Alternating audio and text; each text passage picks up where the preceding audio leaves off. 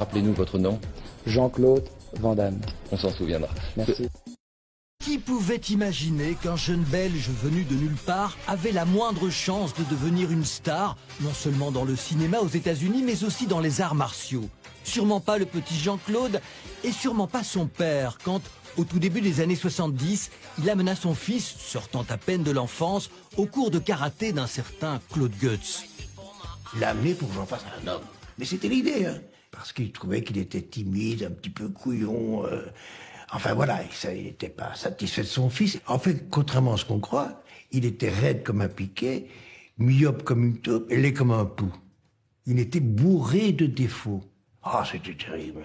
Et alors, il était très peureux. Il avait l'air d'une victime, en fait. Voilà, c'est ça. Il avait un fils qui était vraiment une victime. Et donc, il a amené cette chose chez Claude. Et il m'a présenté, mais j'étais un gamin de 10, 11 ans, à des mecs de, tu vois. La majorité étaient des adultes. Donc, il y avait quelques jeunes, dont Jean-Claude et moi faisions partie. Cette époque-là du karaté était hard, dans la mesure où on s'entraînait, on se frappait sans aucune protection. Et donc, ça faisait mal. Ça faisait mal.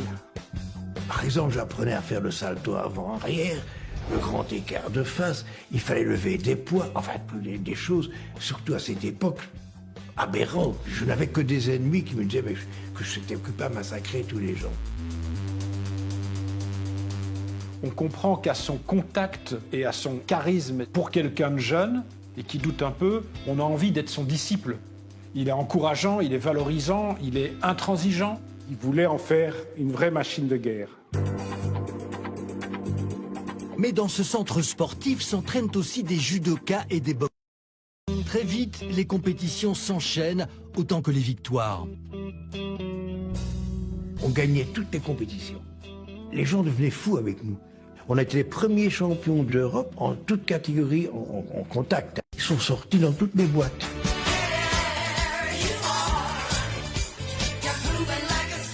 Ils sont arrivés au moment du combat, je crois qu'ils n'avaient pas dormi. Les gens, ils avaient une souplesse qui n'est pas comme nous.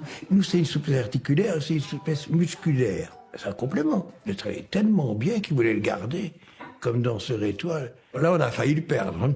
Hein.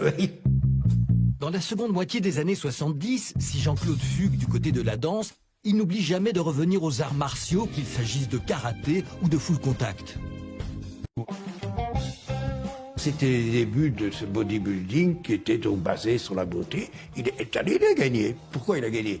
Parce qu'il s'est mis comme ça et il est descendu en grand écart. Alors les gens qui étaient super musclés à l'époque étaient super raides.